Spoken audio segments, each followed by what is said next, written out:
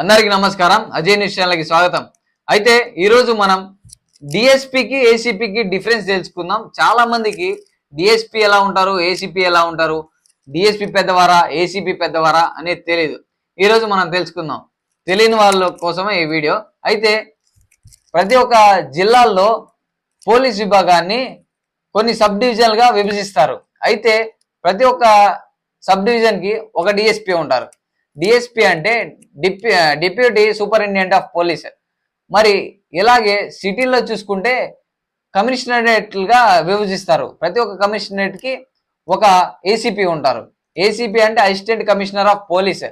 మరి వీళ్ళు ఇద్దరిలో ఎవరు పెద్ద ఎవరు చిన్న అనుకుంటే ఇద్దరిది ఒకటే ర్యాంకు, ఇద్దరిది సేమ్ క్యాడర్. అయితే మన జిల్లాలో వచ్చేసరికి డిఎస్పీగా, మరి సిటీల్లో వచ్చేసరికి ఏసీపీగా పిలుస్తారు అంతే. మరి వీళ్ళని ఎలా గుర్తించాలి అంటే వీళ్ళ యూనిఫామ్ షోల్డర్ పైన 3 స్టార్స్ ఉంటాయి, మరియు షోల్డర్ కింద వచ్చేసరికి డార్క్ బ్లూ ల్యాండియేటర్ ఉంటుంది.